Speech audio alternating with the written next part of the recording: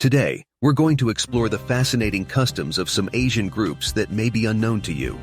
Prepare to embark on a journey of cultural discovery, from the wedding traditions of the Chinese Tujia tribe to the social pressure to find a partner in South Korea. If it's your first time here, subscribe to stay up to date with our upcoming content. Now let's dive into this adventure. In South Korea, being single can be considered almost a crime. It's not wealth, but rather the absence of a relationship that becomes a point of criticism in South Korean society. The pressure to find a partner is constant, turning a personal decision into a public nightmare. People are often judged for their choice to remain alone, and this assessment can be relentless.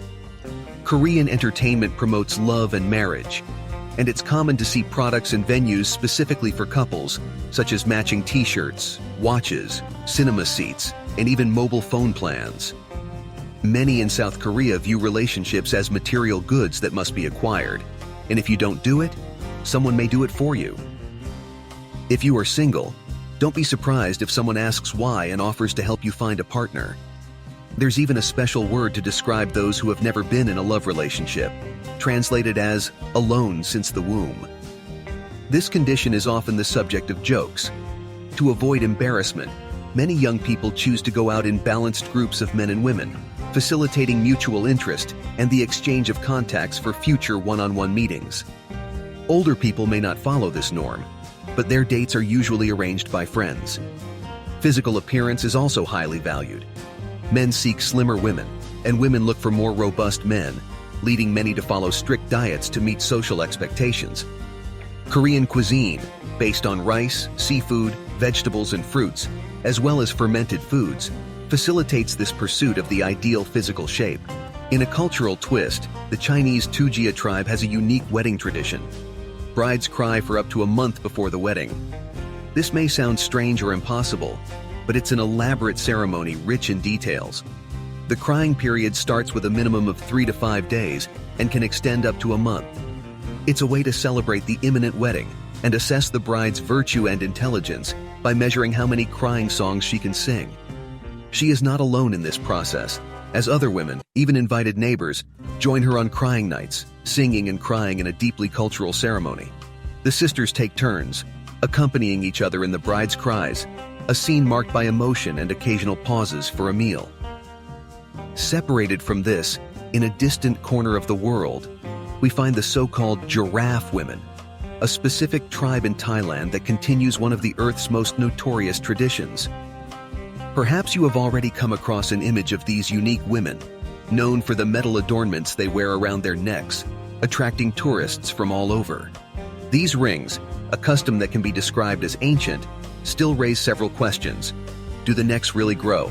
How do they live with these adornments? Why keep the tradition? And what is the origin of this practice? Such questions are complex and multifaceted. The origin is not precisely known, but the tradition persists, albeit with less intensity these days.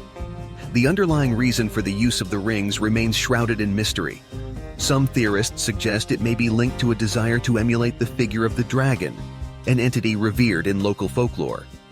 What is clear, however, is that this practice is deeply rooted in the cultural identity of the tribe, and today is mainly associated with feminine beauty.